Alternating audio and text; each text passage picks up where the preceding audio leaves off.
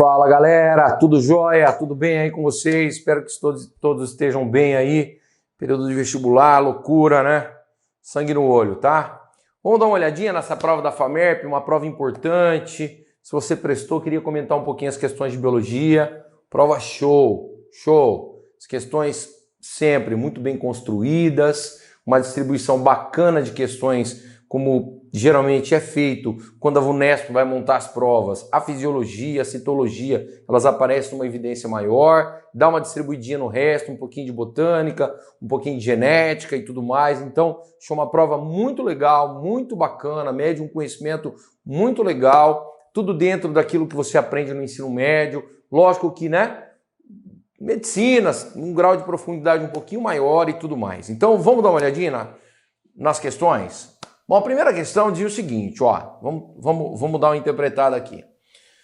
Em 1º de agosto comemora-se o Dia Mundial da Amamentação, data que tem como finalidade promover o aleitamento materno e a criação de bancos de leite. O leite materno contém substâncias que nutrem o bebê e garantem a imunidade passiva. Lembra o que é imunidade passiva?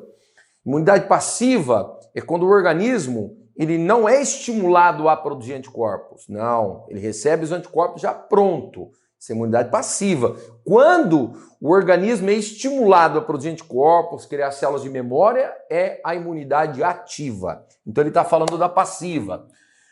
Protegendo temporariamente contra agentes patogênicos. Por que temporariamente? Porque quando você recebe anticorpo, não foi você que produziu, ele fica durante um tempo relativamente curto, desaparece, e você não tem célula de memória. Se um dia um antígeno realmente entrar, você não tem como se defender de forma rápida. Então você fica vulnerável, né? É isso que acontece.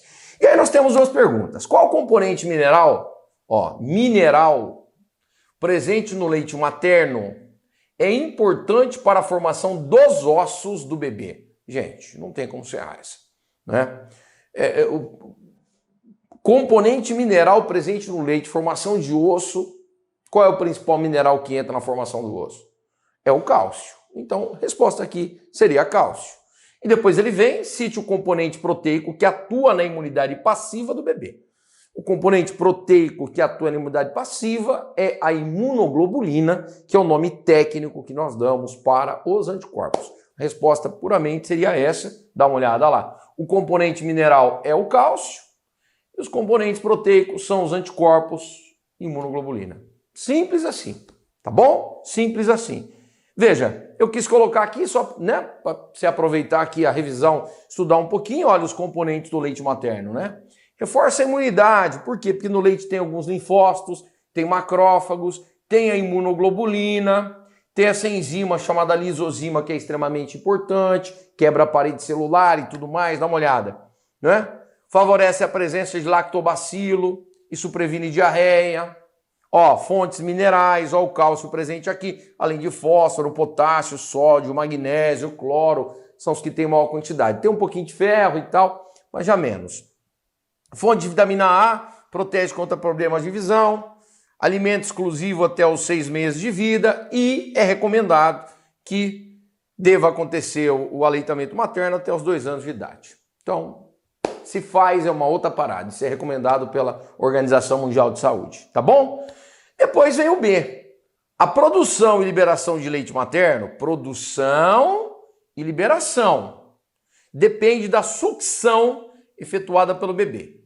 Explique como a sucção do mamilo pelo bebê aumenta a produção e a liberação de leite. É para você explicar como isso acontece. E cite os hormônios relacionados a esses fenômenos. Gente, respostinha tranquila. A sucção do mamilo estimula a adenohipófise a produzir o hormônio prolactina.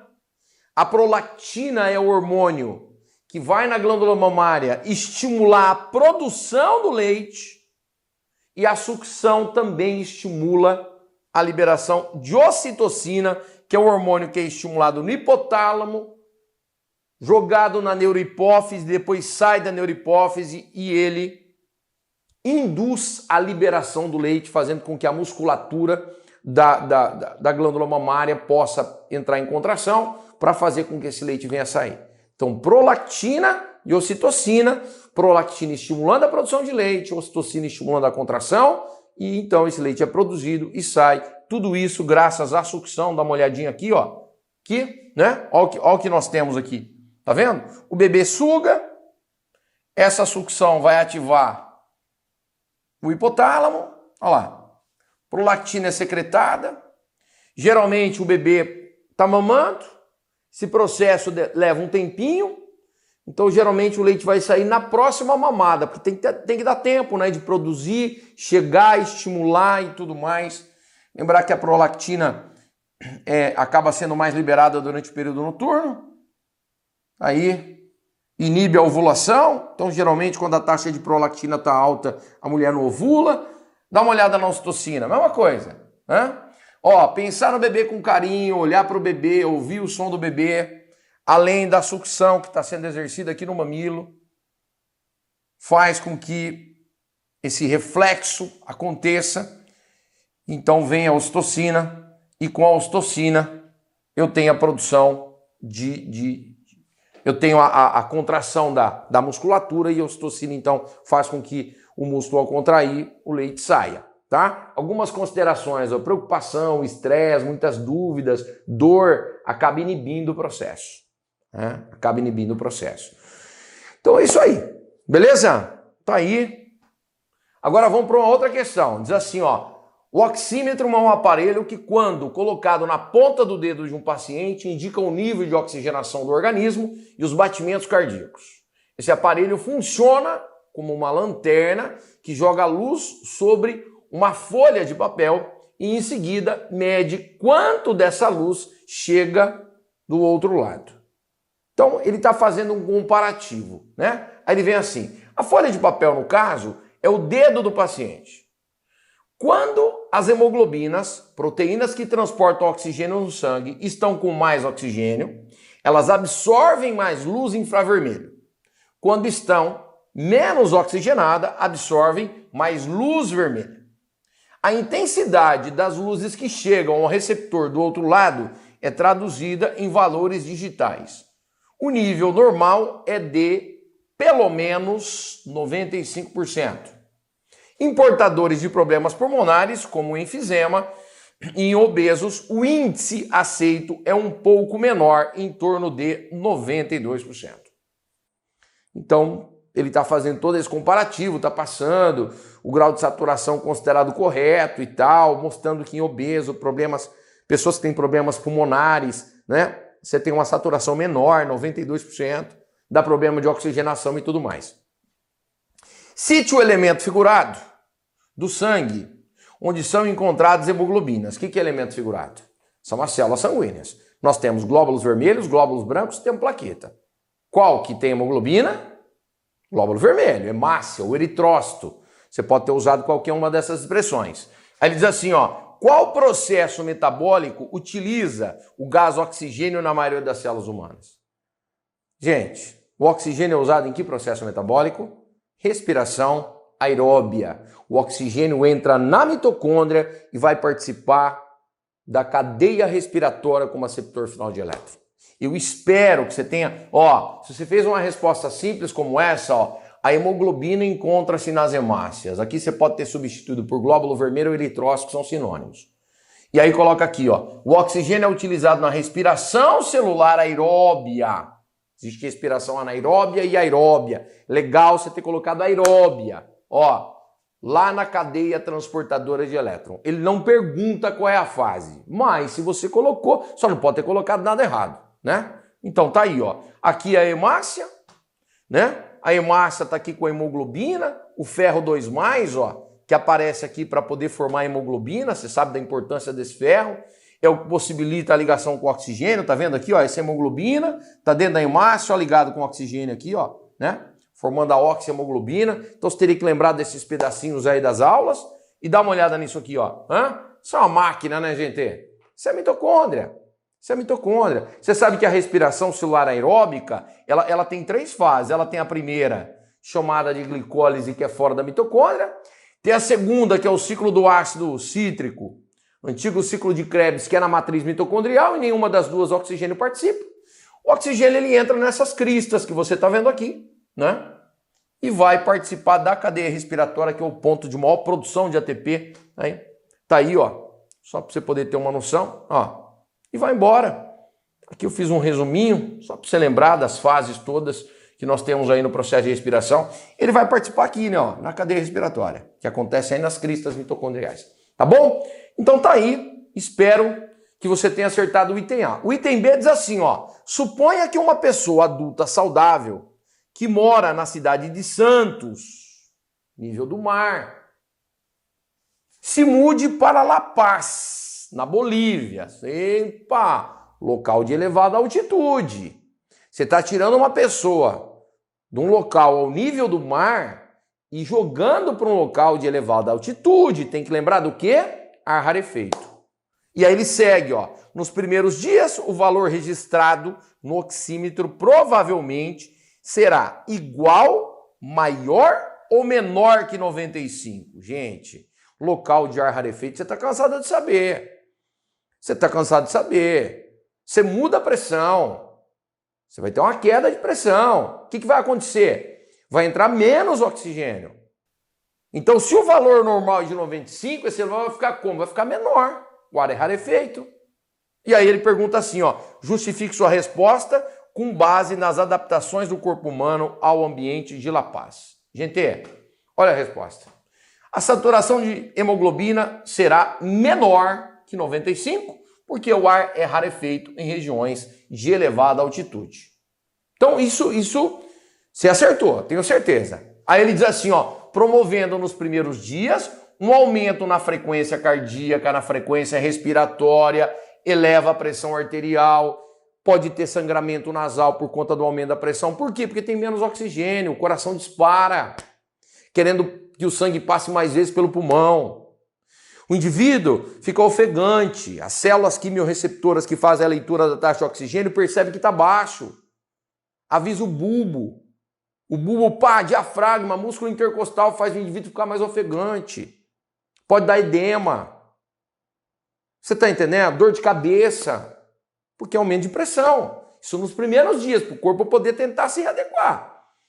Aí o que vai acontecer? Ó, permanecendo nessa região por um certo período, isso vai variar. Mas assim, 10, 14 dias mais ou menos que a pessoa está ali, já começa a mudar a fisiologia do indivíduo na tentativa de ter uma adequação mais satisfatória a essa situação. Onde nós temos aqui, ó, a medula óssea vermelha aumenta a produção de hemácia, permitindo a obtenção de oxigênio de forma mais satisfatória. Porque você sabe que quando você inspira, né, o oxigênio cai na corrente sanguínea, leva-se a quantidade que dá para levar. Quando você expira oxigênio. Agora, quando um cara está num local de ar rarefeito que ao inspirar entra menos oxigênio do que entrava, quanto menos eu deixar voltar, melhor. Então eu aumento a quantidade de hemácias para poder fazer um balanço. Agora, não é do dia para a noite, ó. Você quer ver? Olha isso aqui, ó. Adaptações ao ar rarefeito. Olha os efeitos de curto prazo. Taquicardia, o coração, né? Fica acelerado, aumenta a frequência respiratória, dor de cabeça, náusea, sangramento nasal, aquela história. Depois, muito tempo assim, você sabe o que acontece? O rim, ele produz um hormônio e esse hormônio chama eritropoetina. É um hormônio produzido quando o indivíduo está com uma taxa de oxigenação baixa. Então o rim libera, ele vai na medula e estimula a hematopoiese. Tá aqui, ó. Tá? Hematopoiese, que é a produção de hemácia. E aí a quantidade de hemácia aumenta. Obviamente que com isso, né, aumenta a concentração de hemoglobina. Você tem que lembrar desse trecho da aula onde a gente comenta essas informações. Você fala, nossa, professor, achei um pouquinho mais específico. É um pouquinho, mas nem tanto, porque a gente fala muito sobre isso, né? O time de futebol vai jogar em locais de elevada altitude, a própria seleção, tal. Isso é um assunto muito recorrente, assim, a gente acaba comentando com uma certa frequência, tá bom? Espero que também tenha dado certo. Beleza, gente? Você vê? Fisiologia. O cara vai para cima da fisiologia. Prova de medicina, VUNESP, fisiologia e citologia. Põe na cabeça. Em julho de 2000, ó, questão fresca, né? Questão fresca. Um estudante de veterinária foi picado por uma naja. Eu tinha certeza que isso ia aparecer em vestibulares. Tinha certeza. É a primeira vez dos grandes vestibulares que nós estamos comentando que aparece. Eu acho que vai aparecer mais. Tomara. Porque foi um assunto muito comentado. A gente explorou muito isso nas aulas. uma serpente exótica. O que é exótica? Não é da nossa fauna, né? Foi contrabandeada para cá. E uma das mais peçonhentas do mundo. O que é um animal peçonhento? É um animal que produz e consegue inocular o veneno. Isso é um animal peçonhento. A naja e outras serpentes eram criadas de forma ilegal, o que configurou um caso de tráfico de animais. Assim que aconteceu o acidente, o estudante e um colega contataram uma de suas professoras, integrante do Conselho Regional de Medicina Veterinária, que sugeriu soltar no mato. Pega a cobra e solta no mato. Conselho Regional de Medicina Veterinária. Soltar um animal exótico no mato, podendo correr o risco de picar outras pessoas, uma cobra dessa fazer competição com animais que são da nossa fauna e aí vai. Bom, cagada só é maior porque é um animal só. E ele não tem partenogênese, não se reproduz sozinho. Então, você imagina se fosse um casal ou algumas cobras como essa. Bom, tá aí, notícia extraída do O Globo. Animais exóticos podem causar impactos ambientais, caso sejam soltos em um novo ambiente, devido à possível ausência de fatores de controle populacional que existiam no ambiente de origem. Existem dois fatores bióticos, coisas que têm vida do ambiente natural, que podem controlar uma população nativa. Gente, a resposta era simples. Um animal como esse foi inserido na natureza? Foi. O que de fator biótico pode ajudar a controlar? Gente, é parasitismo, parasitas que vão causar doença, podem deixar o animal, uma população a qual o animal pertence, doente, isso ajuda a controlar a população. Outro, competição, é o que mais ajuda. Competição por alimento, competição por espaço, competição por acasalamento. Competição, você sabe que é um processo de seleção natural fodido. E predação, porque é uma cobra. Naquele local existem N predadores que vão lá comer a cobra. Então isso é fundamental para fazer isso aqui, ó. Lembra dessa aulinha de crescimento populacional? Uma população, ela tem um potencial biótico, ela tem uma capacidade de crescimento, que a gente calcula de acordo com o índice de reprodução, quantos animais são produzidos, quantas vezes reproduz no ano, quanto tempo leva para ficar adulto. É o potencial, é a capacidade de crescimento da população. No entanto, o ambiente tem a capacidade de K. O que é a capacidade de K? A capacidade limite. É quanto o ambiente comporta. E aí, ao invés da população crescer assim, ela tem o seu crescimento real. Crescimento real. Entre o potencial biótico e o crescimento real, nós temos o R. O que é o R? É a resistência do ambiente. É tudo aquilo que bioticamente colabora para fazer a população não ter uma explosão, né? E sim chegar a uma estabilidade, e a gente sempre coloca esses 3 pontos aqui, ó: competição, predatismo e o parasitismo, que é o que o cara esperava que você então colocasse na resposta e fizesse uma reflexão com relação a isso aqui, né? Qualquer coisa que você respondeu nesse sentido, show, nota 1000, nota 1000. Olha essa. A naja, assim como muitas serpentes peçonhentas, apresentam um órgão de função termorreceptora. Tem um órgão que tem capacidade de ter captação térmica próximo de cada narina. Se a naja estivesse em um ambiente escuro e com temperatura de 23 graus Celsius, diante de um roedor, mamífero, animal de sangue quente, animal endotérmico, um lagarto é um réptil, um animal pecilotérmico, um animal de sangue frio, e um filhote de ave, animal endotérmico, ave tem uma temperatura altíssima, 40, 42 graus Celsius. Qual deles ele teria mais dificuldade de capturar? Se fosse eu, teria colocado qual ele teria mais facilidade. E você teria que ir na ave, porque a ave tem uma temperatura maior, é mais fácil de captar, né? Os mamíferos têm uma média de temperatura de 37 a 38 graus Celsius, os mamíferos de uma forma geral, né? E as aves de 40 a 42. E aí você tem um órgão que tem capacidade de captar a temperatura, pô, ele vai onde? Onde tem uma temperatura maior, sem sombra de dúvidas. Só que ele pediu temperatura menor, que é para não dar polêmica. para você não ter a obrigação de ter que memorizar esse tipo de informação. Né? Qual que ele vai ter mais dificuldade de capturar? Sem sombra de dúvidas, vai ser o lagarto, por ser um animal pcelotérmico. Né? Então a temperatura dele é menor, vai ter muito mais dificuldade de capturar. E depois justifique sua resposta citando o órgão termorregulador. Ele quer que você cite o nome do órgão termorregulador.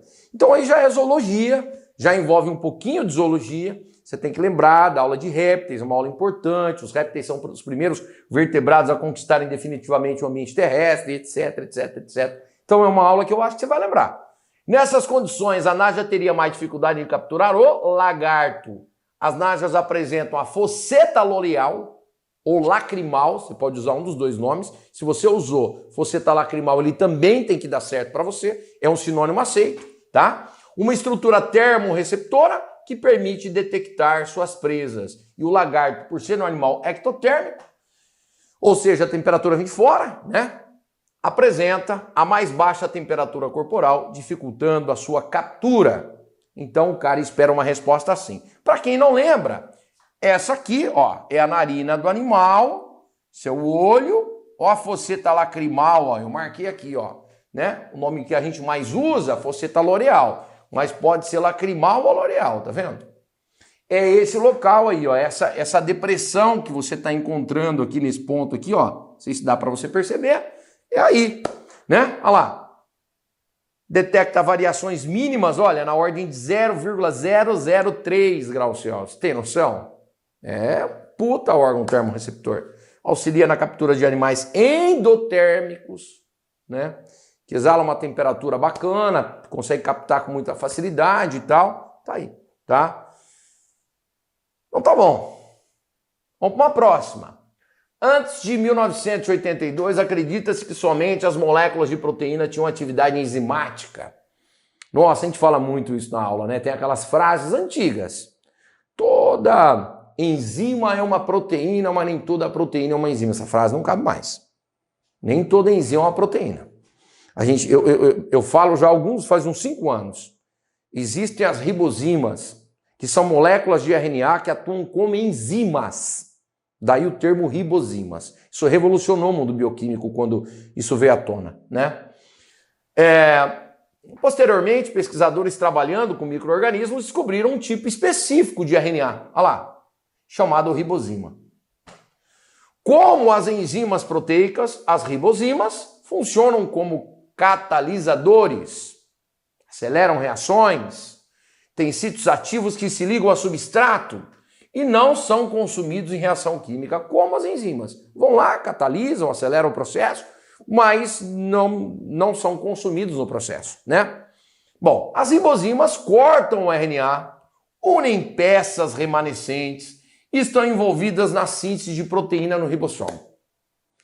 Então, é um tipo de enzima que a função é atuar em cima da molécula de RNA, né? Tirando pedaços de RNA, introns, unindo exons e tal, tem a ver com produção de RNA.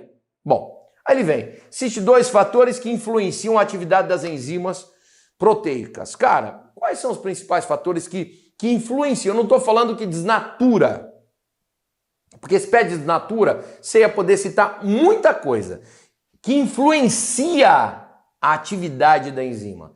Eu tenho certeza absoluta, ele pede aqui quantos? 2. Eu tenho certeza que se você fez a prova, você deve ter colocado pH e temperatura, que é para não arriscar, né? Toda enzima tem uma temperatura ótima, tem um pH ótimo. Quando você oscila essa temperatura e esse pH, você começa a ter uma dificuldade de atuação enzimática, podendo inclusive causar desnaturação. Quando você diminui muito o pH ou quando você aumenta muito o pH do ótimo, a temperatura, você sabe que quando você diminui a temperatura, a enzima fica mais lenta. E quando você aumenta, você acaba causando uma desnaturação proteica, né? E aqui no item B, aqui ó, tá aí ó, tá? Os fatores que influenciam a atividade, a temperatura, pH, concentração do substrato, né? Quanto maior a concentração do substrato, mais enzima atuante, mais acelera o processo.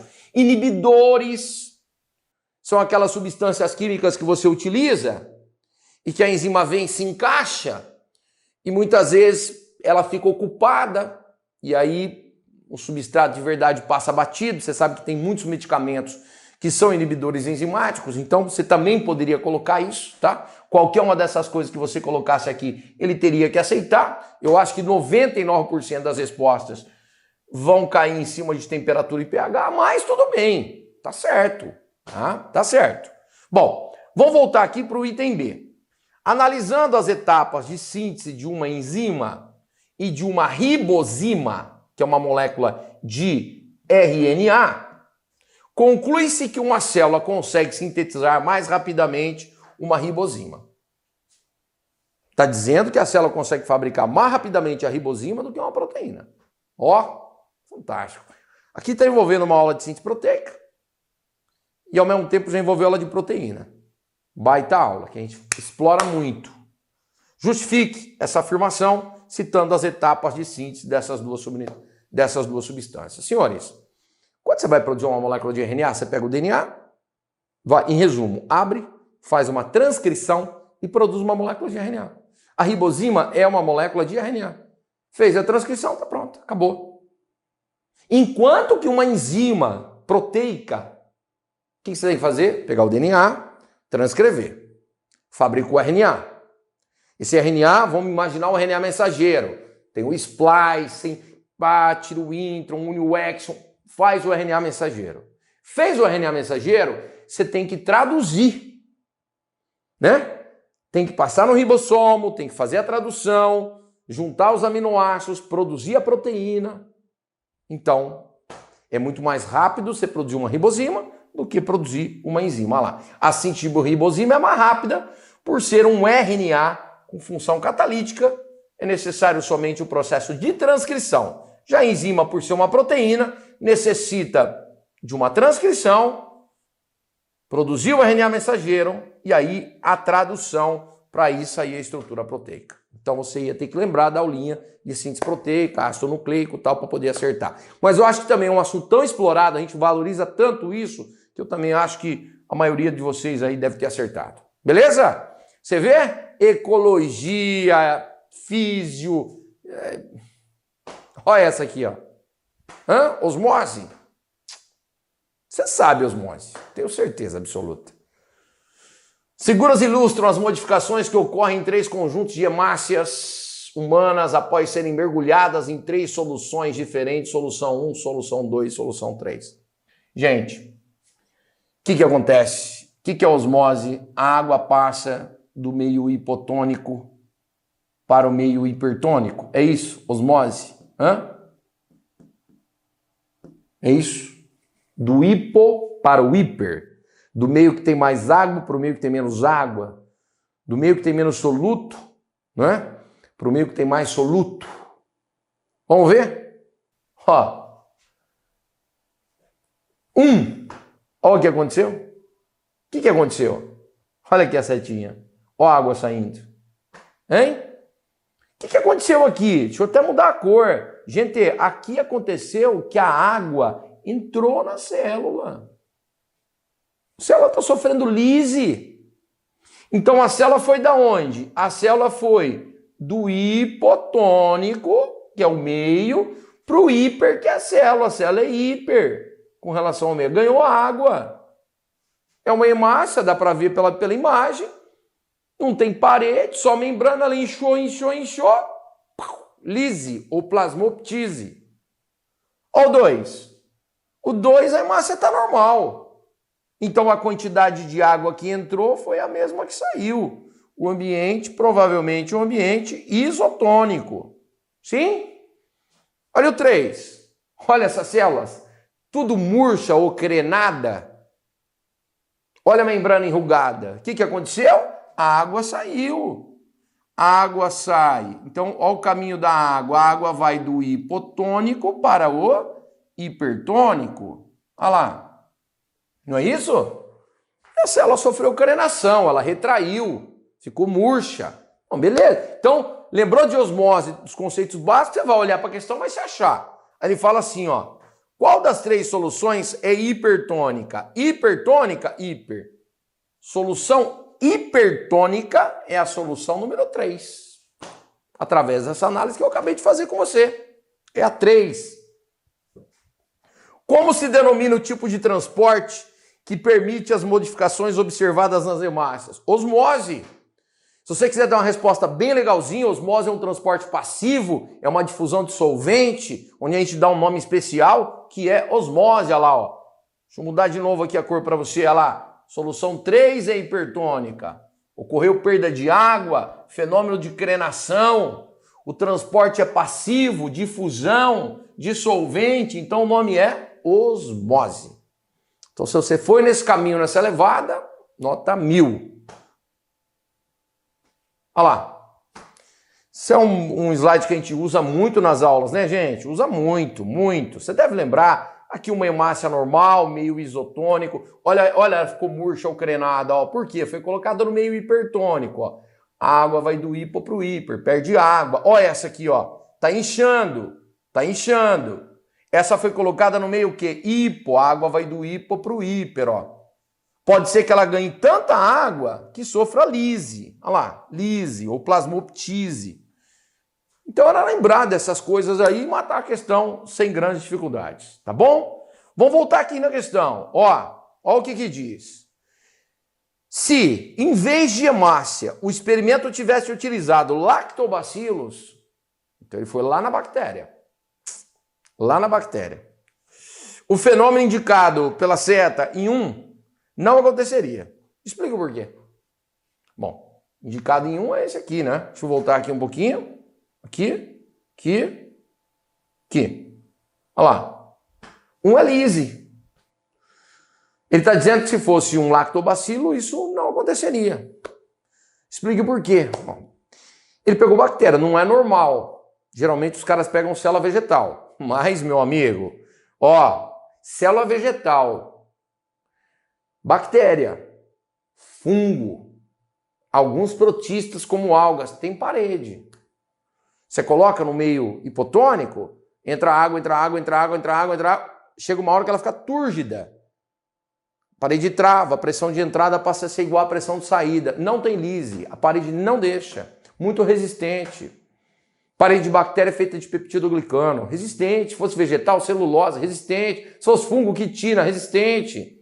Muito resistente. Então, olha o que eu coloquei como resposta. O lactobacilo, por ser uma bactéria, possui parede celular e não sofre lise quando colocado, então, no ambiente hipotônico. Aqui eu fiz esqueminha de bactéria, com tudo que ela tem e tal, mas o que me interessa aqui é a parede, olha lá. A parede aqui, ó. Então, célula com parede não sofre lise. É uma das diferenças quando a gente fala de osmose animal, osmose célula vegetal, e a gente pode transportar tudo que a gente fala em osmose vegetal para uma situação como essa, né? Então tá aqui, a gente coloca aqui, ó, as células vegetais, células de procariotos, que foi o caso do lactobacilo citado, fungo, alguns protistas, ó, possuem parede, ó. No caso da questão mostrada, meio hipotônico, ó, a água irá entrar, a célula inicialmente irá inchar, ficará túrgida, certo? Entretanto, ela não sofre lise, não vai ter lise porque a parede não vai deixar. Fechou isso, gente? Pô, uma questão de osmose, a gente fica tão feliz quando cai, né? A gente espera que cai, porque a osmose é importante, a gente fala sempre. Olha isso aqui. Tem lá no canal lá uma aula de malária. Essa foi uma das primeiras aulas que eu gravei, se não foi a primeira. É um assunto que cai tanto nos vestibulares, cara, desde que existe o vestibular, que eu fiz lá um esquema explicando a malária, tudo. Então depois dá uma clicada aí e vai lá, assiste a aulinha de malária, você não vai se arrepender. O gráfico ilustra as variações de temperatura corporal em pessoas parasitadas pelo Plasmodium vivax. Aqui no Brasil tem o vivax, malariae e falciparum, né? São os plasmódios mais comuns aí no Brasil, que causou um quadro de febre intermitente. Bom, ele vem, graus Celsius, escala de temperatura normal, 36,8, e ele começa a mostrar que a temperatura sobe, desce, fica um tempo, baixa, depois sobe, desce, fica um tempo baixa, sobe, desce, e assim vai. É o clássico de malária, né? Aqueles picos de febre, depois retoma para a normalidade, pico de febre, retoma para a normalidade, e assim vai. Bom, aí ele coloca aqui número 1, deixa eu ver onde é que está o 1, aqui Aqui o número 2, né? 2 tá bem assim, tá normal, mas de repente sobe, né? O 1 já tá no pico de febre. E o 3 tá pegando aqui, né? Depois que passou a febre, né? Passou a febre. Mas ele fala assim, qual parasitose é causada pelo Plasmodium vivax? Cara, nem pensar em errar, não tem condição. Malária. Malária, né? Então, só colocar lá, malária, já vai ganhar um pontinho. Aí ele fala assim, cite a forma mais comum de transmissão desse parasita ao ser humano na natureza. Qual é a forma mais comum de pegar malária na natureza? Então você não vai me colocar transfusão sanguínea, transplante, nada dessas coisas. Forma mais comum é através da picada de um mosquitinho chamado mosquito prego, que é o nome popular, mas você deve ter colocado o nome biológico, fêmea de Anopheles. Uma fêmea de Anopheles contaminada, ela coloca no corpo do indivíduo o Plasmodium vivax. Ele não pediu, mas a forma que o Plasmodium entra é a forma de esporozoito, aquela forma compridinha, tá? Então eu marquei aqui, ó. Fiz um esqueminha, que é o que a gente tem na aula. Olha isso aqui. Isso aqui é o Anopheles, ó. O mosquito injeta esporozoitos no sangue do humano. Esporozoito é essa, né? Essa forma compridinha dele, tá vendo? Olha lá. Aí ele entra, geralmente ele vem e vai para o fígado. No fígado ele fica redondinho, que é o merozoito. Lá ele faz divisão múltipla. E aí ele forma um monte de merozoito novo. Muitos merozoitos voltam a reinfectar o fígado. Enquanto ele está no fígado não tem febre, mas alguns merozoitos entram nas hemácias, ó, e fazem divisão múltipla na hemácia. E ao fazer divisão múltipla na hemácia, produz toxina. E quando a hemácia rompeu, ó, a liberação de muitos, ó, merozoitos, só que cada merozoito desse vai entrar, só que ao mesmo tempo que isso aconteceu, nós temos aqui a liberação de toxina. Então, quando tem a liberação de toxina por conta da lise, ó, a lise causa febre e calafrio. Por quê? Porque libera toxina. Então, assim que a hemácia rompeu. A toxina é liberada, aí por conta da toxina o organismo começa a querer desnaturar, porque é uma proteína. Então, ele joga a temperatura lá para cima e depois que desnatura, volta ao normal. Então, eu queria que você respondesse no item A, parasitose é a malária, maleita, febre paluste, o impaludismo são termos que são aceitos como sinônimo de malária, mas eu acho que deve ter colocado malária.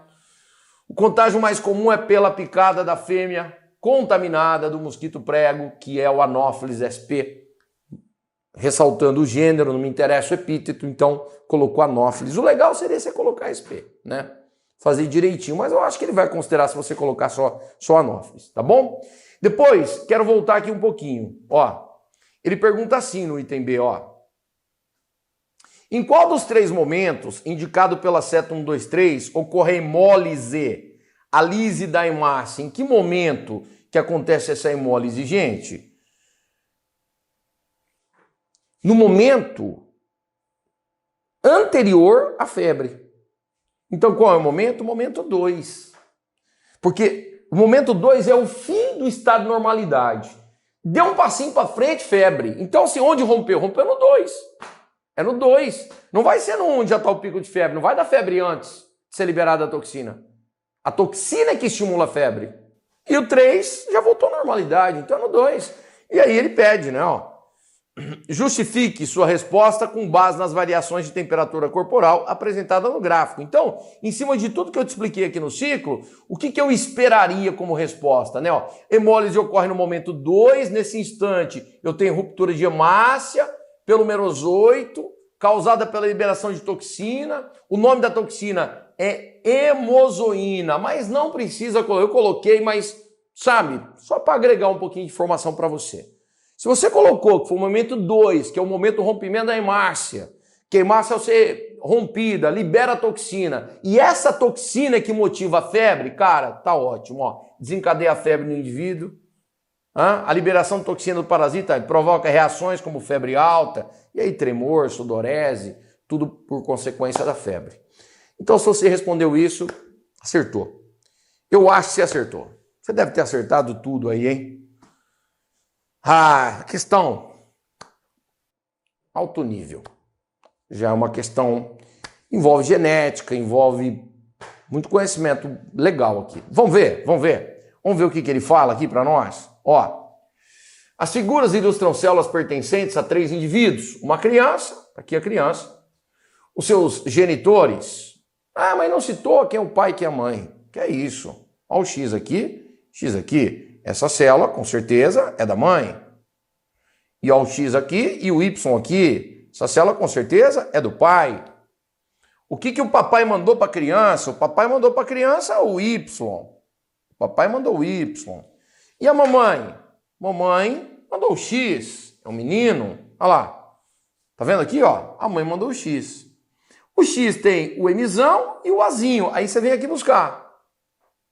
Esse cromossomo tá com o Azão e o Mzão, mas a criança não tem. Você vai pro outro, tem um Azinho, mas tá com o Mzinho. Você fala, mas e agora? Essa criança herdou o X da mãe, eu tenho certeza absoluta. Eu também tenho. Não tem como.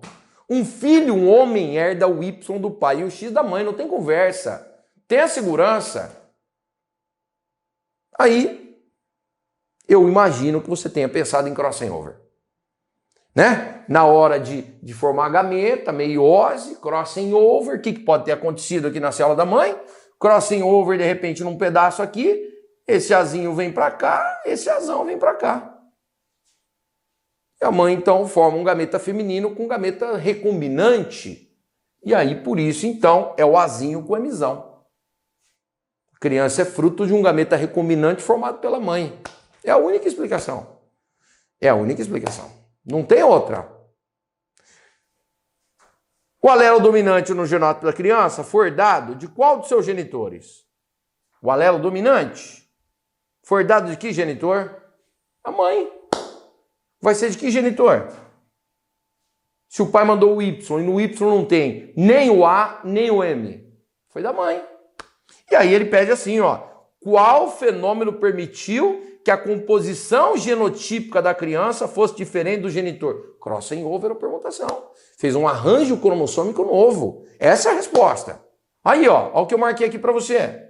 Olha lá. Ó. Como a criança é do sexo masculino, ela herdou o cromossomo X da mãe e, nesse caso, o alelo Mzão encontrado nesse cromossomo. Aí vem, em relação à composição genotípica da criança, a diferença evidenciada deve-se ao fenômeno de permutação ou crossing over, que aconteceu entre os cromossomos maternos, entre os cromossomos X. É isso.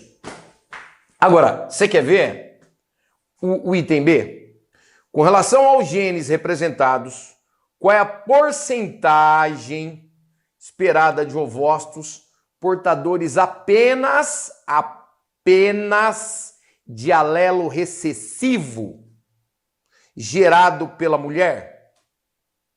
Gente, a porcentagem esperada de ovócitos portador, ovócito é o gameta, porque a mulher quando ovula ovócito secundário, você sabe disso, né? Em metáfase, então, por isso que ele está usando o termo ovócito, tá?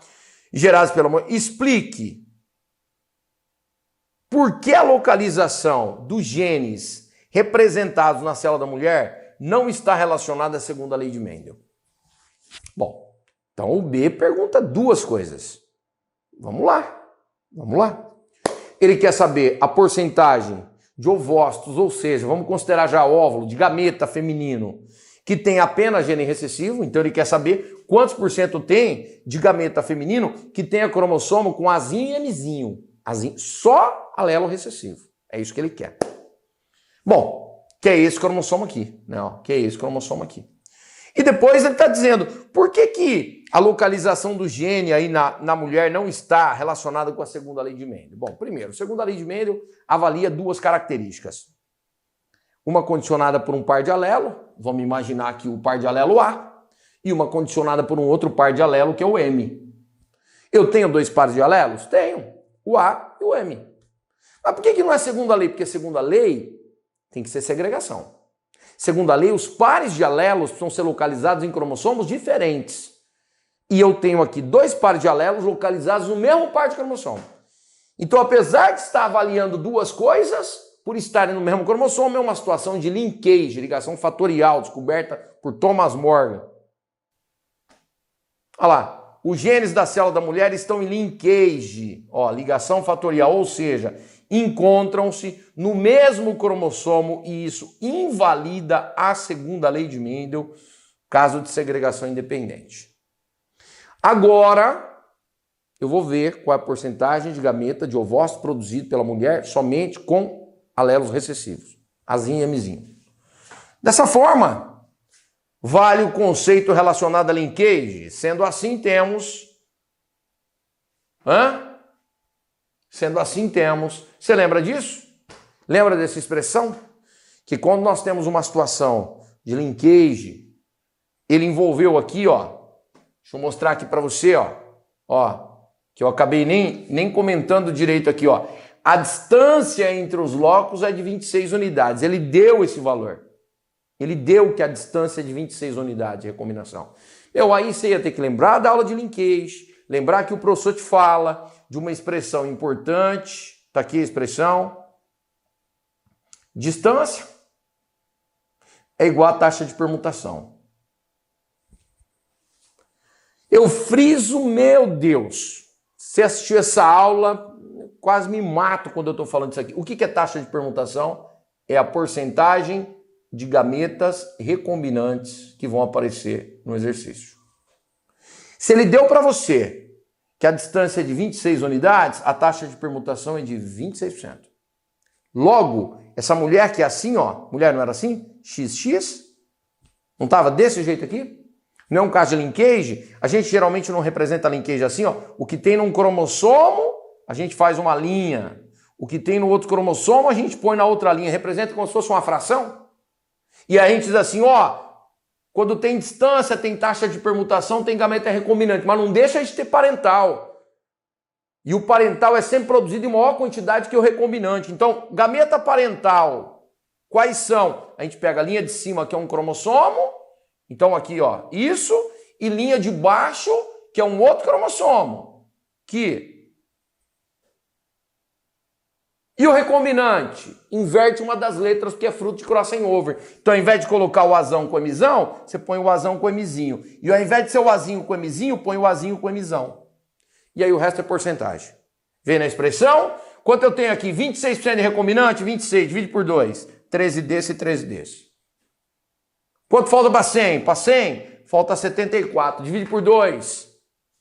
Divide por 2. 37 para esse, 37 para esse. O que ele perguntava? Qual é a porcentagem de gameta de ovócito que vai possuir somente gene recessivo? É só esse cara aqui, ó. Olha lá, 37%. Esse tem dominante 2 vezes, esse tem dominante 1 vez, esse tem dominante 1 vez e esse não tem nenhuma. 37% seria a resposta para esse tipo de pergunta. Eu espero muito que você tenha acertado esse também. Olha esse. Último, hein? Ó. Em um experimento, uma árvore foi mantida em interação com outras 3 plantas. Uma orquídea. Orquídea é uma planta epífita. Não causa prejuízo. Fica lá. Tem uma raiz que pega umidade. Não causa prejuízo. Uma erva de passarinho. Erva de passarinho é epífita, é parasita. E a erva de passarinho é uma hemiparasita. O que é uma planta hemiparasita? Ela vai no xilema, suga a seiva bruta, água e sais. Raiz sugador ou austório. Cipó chumbo, outra planta parasita. Só que essa é holoparasita. Raiz sugador ou austório, só que ela vai no floema e ela tira a seiva elaborada, pega principalmente sacarose. É uma planta que quando adulta não faz fotossíntese, perde as folhas. Uma epífita, 2 parasitas. Vamos seguir. Para verificar a interação ecológica entre essas plantas, a árvore recebeu gás carbônico, cujo átomo de carbono era marcado por radioatividade. A árvore recebeu gás carbônico, onde o carbono estava radioativo. Para marcar, a árvore faz fotossíntese, produz glicose, frutose, liga, forma sacarose, distribui pelo floema sacarose, forma amido. Esse carbono que a planta capta vai formar todo o carboidrato que a planta tem. Você muito bem sabe disso. Continua. As outras 3 plantas também receberam gás carbônico, mas sem carbono marcado. As outras plantas, sem carbono marcado. Então, vai ficar marcado só o carbono da planta maior e as outras 3, a erva de passarinho, a orquídea e o cipó-chumbo, gás carbônico normal. Bom, muito bem. E todos os vegetais do experimento foram expostos à luz solar para fazer fotossíntese, né? E a mesma temperatura, ambos ideais. As 3 plantas mantidas em interação com a árvore produziram frutos e sementes. Olha que belezinha. Todo mundo frutificou, todo mundo produziu semente, beleza. Cite a função dos frutos para as plantas que os produzem. Ave Maria. A função do fruto. Você poderia ter colocado até 2 coisas, mas uma você não pode ter deixado de colocar. O fruto ele tem como função principal dispersar as sementes, facilitar a dispersão da semente no ambiente. Muitas vezes atrair seres que vão fazer a dispersão, vão fazer a curia, né? Atrair animais para fazer zoocoria e protege a semente que está ali. E dentro da semente tem um embrião, né? Então essa seria a resposta. No interior da semente, qual a estrutura é responsável por originar uma nova planta? O embrião. Dentro da semente tem endosperma, que nutre o embrião, e o embrião que é diploide. Então, o embrião. Certo ou não? Ó, marquei aqui para você. Olha lá. A função do fruto é a proteção e a dispersão das sementes. Você não precisa nem classificar, porque ele faz uma questão, uma pergunta genérica. E aí ele fala, ó, o embrião 2N é a estrutura no interior da semente que dará origem a um novo indivíduo, sem sombra de dúvidas. Quando a gente vai dar aula de fruto, de semente, a gente mostra, né? Que quando você tem aqui essa osfera aqui, ó, e ela é fecundada pelo núcleo espermático, né? Você tem a formação do zigoto, que depois se desenvolve e forma um embrião. Esse embrião aqui é diploide, né? E um dia, se essa semente for plantada ou cair num solo úmido e ela germinar, isso aí vai virar uma nova planta. Então, tranquilo, um conhecimento básico de botânica, hein? Básico, muito tranquilo. Depois o item B fala assim, em qual das 3 plantas seria encontrado o carbono radioativo? Eu coloquei o carbono radioativo na planta maior, na árvore. Ela usou, fez fotossíntese, glicose, frutose, sacarose, então isso vai aparecer na glicose, na frutose, na folha, isso vai aparecer no floema, que é onde a seiva elaborada corre, é onde a sacarose corre, isso vai ser encontrado na raiz, porque isso vira amido na raiz, guarda no parênquima milífero, ó. Aí ele fala assim, qual das 3 plantas seria encontrado carbono radioativo? A orquídea não, porque a orquídea não vai tirar nada da planta. Na erva de passarinho, que é hemiparasita, que tira água e sais, cadê o carbono? Não vai ter. Mas no cipó-chumbo vai. Porque o cipó-chumbo é uma planta holoparasita e ela vai, tira seiva elaborada, tira sacarose, lá tem carbono, e esse carbono é radioativo, e aí vai vir para a planta, cipó-chumbo. Então a resposta teria que ser essa. E ó, por que essa planta necessita do composto que tem carbono radioativo? Porque ela não faz fotossíntese. É uma planta, quando adulta, é heterótrofa, ela é uma holoparasita, por isso que ela necessita. Então, a resposta está lá, ó. Cipó-chumbo, pois é uma planta holoparasita que não realiza fotossíntese, absorve seiva elaborada da hospedeira, que no caso é a árvore, que foi quem recebeu o carbono radioativo. Nessa seiva encontra-se carbono radioativo na forma de carboidrato, se você colocou aqui sacarose, show, sem problema nenhum, tá? Que será utilizado em processos metabólicos. Essa seria a resposta esperada, né, num esquema como esse. Beleza? Eu espero, moçada, que essas questões todas, elas tenham sido